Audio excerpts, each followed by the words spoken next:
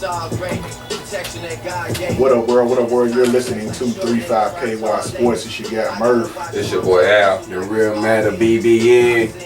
And we back at it again. We actually got a special guest in the studio with us, coming straight out of the West End, coming to holler at us. We welcome Walt Smith, founder and operator of West of 9th Louisville. They quote themselves on the ability to never meet a stranger, and I like that tagline. And they run the photography blog. Welcome to the 35KY Sports Show, brother. Man, thank you, appreciate it. So kind of just open it up. I want to give you the floor, man, to kind of just tell us about your platform you have created. Okay, so basically the platform is just, the purpose is just to like highlight and just document people throughout the West End community.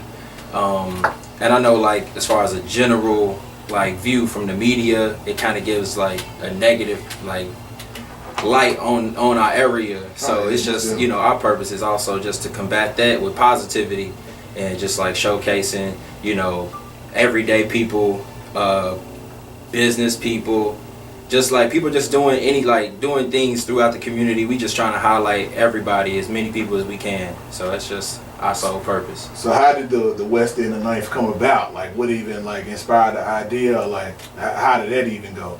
Yeah, so like, man, with that idea is just, originally, man, it was like, when you see like other neighborhoods throughout the city, man, like, you know, it's like, they got like some type of identity. You know what I'm saying? Like every neighborhood throughout the city of Louisville got some type of identity.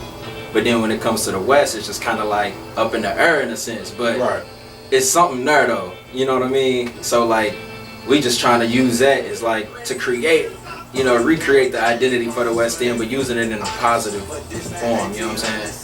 So, you know, that's it. That's really it, man. How long y'all been doing it? Well, we actually, let's see what, February 2017. Okay. That's when we was really just out and about, just getting photos and getting people's stories. And then we actually launched it August of 2017. Probably like the last week of August. Okay. Yeah. All right. So let's do stories. So what's some of the, you know, people you've encountered in your journey? Yeah, man. I mean, like, it's crazy because like, man, these people, man, like, so much like struggle and then triumph at the same time. You know what I'm saying? And it just like, I don't know, it's just gratifying in a way, man, because it's like, you know, it's like a journey for myself as well, because, you know, even though you see these people just throughout your community, but then when you actually take that time to talk and you get their story, it's like, man, they a blessing. You know what I'm saying? To where, you know, we just not even like getting out our own doors and talking to the person that lived 3 doors down from us. You know, it's just like to that point to where like we ain't really like reaching out. You know what I mean? But then it's like when you do it, it's just like, glad I did that. You know what I mean? Just me personally. But, you know, man. Now, speaking of that, people not knowing their neighbor, how much of that go into the 3 words you say describe the West End? Yeah, so you know what I'm saying? So yeah, like with the recklessness, yeah. How much do you think that contribute to why I may not know my neighbor? Cause my sister lives in Village West, right across the street from the YMCA. Yeah. So you know when I go outside and I go down there and hang, the kids is cool. Like the kids is gonna grow up knowing each other and everything, but us adults, all these people come outside and none of us wave, none of us speak. I live in a white community. Yeah. Everybody speak, all the neighbors is friendly, everybody get to know you. So why do you think that is? I mean, shoot, partly I think it's a little bit of like the actual activity that go on, and then plus the media too, because like we could be in our house and we watch this news and then they trying to say, oh, this happened right here, this happened right there. Then that's you in your house and you about to go out the house on edge, you know what I'm saying? Because you expecting it from, you know, a person that lives right with you. When in our actuality, we all in this same struggle together. True. You know what I'm saying? Like we all right here. We all here together in a sense. It's just that we just gotta actually just make that happen. You feel me? Really realize it. And, you know what I mean? Take it to account for it, man. As far as you know, your journey with giving some light to some of the folks in the West, who's like as far as you think back on your memory, like who's been like the most interesting people you've met, and who do you like, whose story sticks out? Man, the one that sticks out to me, man, a lot. It was this guy, and he was walking his dog. He had a pit bull. And I asked him, was like, is it possible I can take a photo of you? And he was like, yeah. And I told him what we was doing. And then, we got to talking, and then he was just talking about like, I asked him a simple question. I was like, you consider yourself spiritual or religious?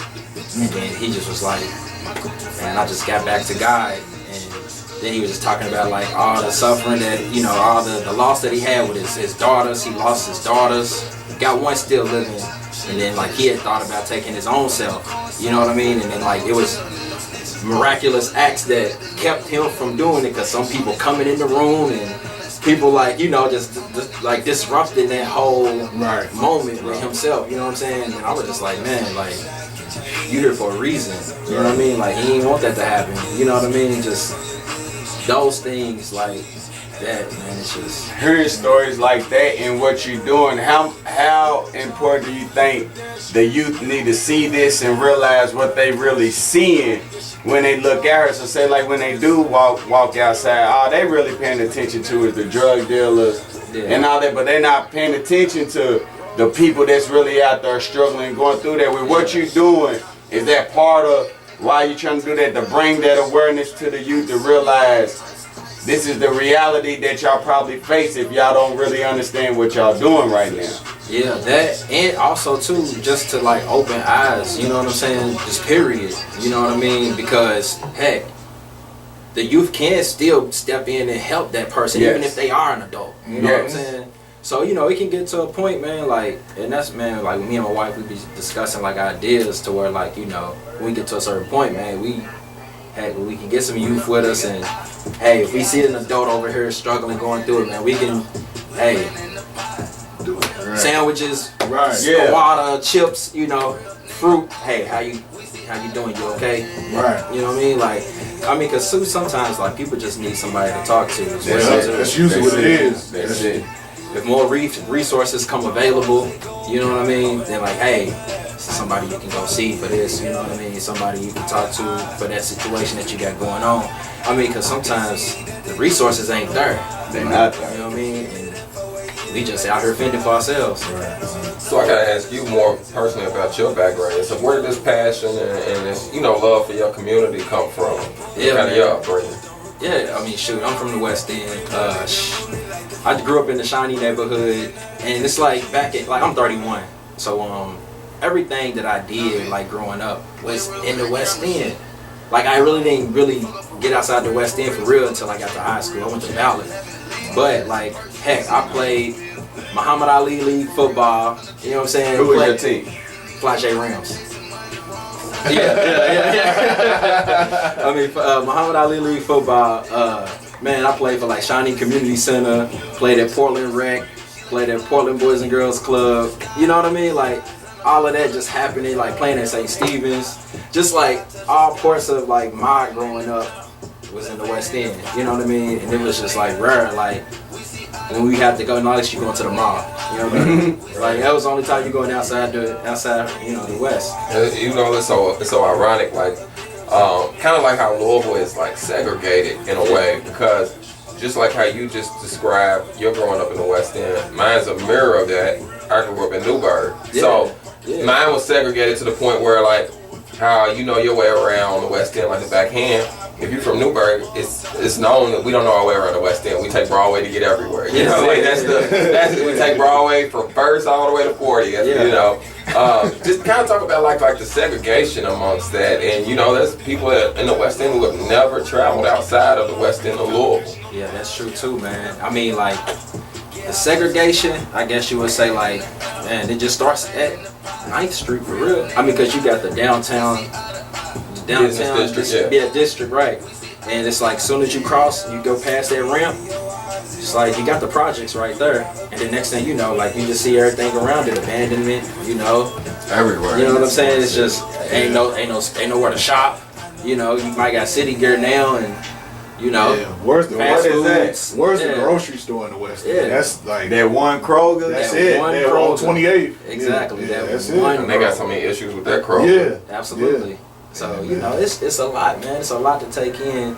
And, you know, that's why at first it was just like, man, when it came to the project, like, we wanted to do, like, people in places. But then it was just like, man, but the places, heck, the places, it was just what they used to be. You know what I'm saying? They, you know what I mean? And it's like, it's for sale signs and they, you know, got boarded up, you know.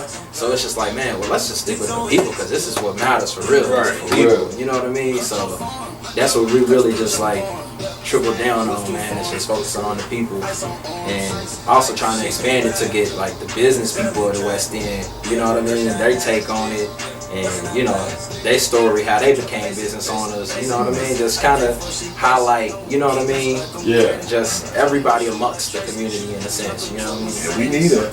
We need that. Now doing that, how much do sports play a part in what was some of these people's dreams and it didn't pan out like they wanted it to, so that kind of took away? How many of them do you encounter on a regular? Because there's a whole lot of great sports people that lives in the inner city that we never got to hear of. So how many of that you encounter that kind of paralyzes them to be a better person? Man, throughout this project, I've only ran into two.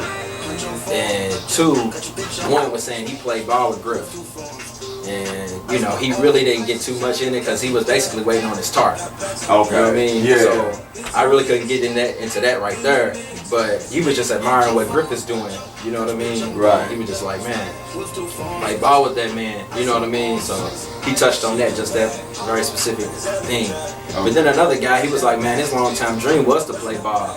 But he didn't apply himself in school, you know. Right, because I seen you had a blog with a guy I went to school with at Eastern, you know, so which is why it kind of made me look at that Moan. I went to school with Moan too. My bad. I'm sorry. Yeah, well, I mean, I didn't know. So you know, I seen that little blog entry, and he was talking about it. Yeah. You know, and it showed how he transitioned from hooping to being a tattoo artist. You know, and was like, well, I know, dude. I really know, dude. You know, and seen him and everything. So I know you. Well, if you have it now, you're going to encounter a lot like that. Yeah. So you know, that's amazing with the sports and everything. Yeah. Let me touch on Moan real quick. Yeah. And it's crazy, man, because it's like I know he was a part of that championship squad. Yeah, 97. But it's like when you get like the barbershop talk about like the best hoopers from the city, never heard his name come up. Right. I didn't, you know what I'm saying? Like I don't know. It could be politics, you know what I'm saying? But I never heard Moan's name come up when it's like, man, best hoopers out of the city. Right. But when we talk, I'm just now finding out this when I'm interviewing him. Like he done made it up to the Denver Nugget tryout. Yeah. You know what I mean? A lot of hoopers that came out that was Didn't popular, do that. they haven't made it that far. Right. Didn't do You know that. what I mean? That's just so crazy. That's crazy. Yeah. As far as when we was going to school, like he was that man at our school for a minute. Like right before Rondo came, like that was who everybody talked about. Was his school. Was Moan T, man. So. Shout out to Moan T. We need some 3-5-KY tats, Moan, man. You want this up with some 3-5-KY tats. I be seeing them all the time. My son's hooping stuff too. He's doing big stuff though with that mobile tattoo. Yeah, he's changing the game with that and with the clothing line too. Like he's we need to do something with him. Yeah, man. most definitely. Go down there and reach out to Yeah, him. man. Yeah, for Definitely. sure. What, so what's some of your future goals, and what do you see your organization in the future with Western Ninth? What's the plan? What's the move? Wow. Well, man, I mean, like, if you look on the blog and on the Instagram profile, like, we got a logo. So we want to get more eyes, you know what I'm saying, to look at it, you know, to know what it is and what we're doing. So we gonna come out maybe with some T-shirts, you know what I'm saying, just merchandise, you know what I mean, to represent it. Really get that brand out. Yeah, just get some brand awareness out, and then, heck, man, I mean, that's it. Just keep building, man. But the long term, man, I mean, heck, we got some ideas, man, but I can't say nothing too much right now. Nah, as far as I'm understanding, I just think it's dope to see somebody around my age that's really take interest into that part of our people. Because like you said, like when I go down there, like you go by the news, they make you think Village West and Beach and Turns, all that just the worst places that you can go to, but we can all walk through there and nothing would never happen to us. I do it all the time when I'm down there, you know what I'm saying? But the way the media push it makes you think past Indies is a terrible, terrible situation in the city. You know, and I'd have been all through this, I'd have been through a lot of cities and stuff happens everywhere. But that energy down there is good, but it needs to change. And seeing somebody around my age that really takes interest into doing that is like, and don't have no reason for doing it. Like you generally just doing it for the love of your people and the awareness of your people is a good thing. We don't get that.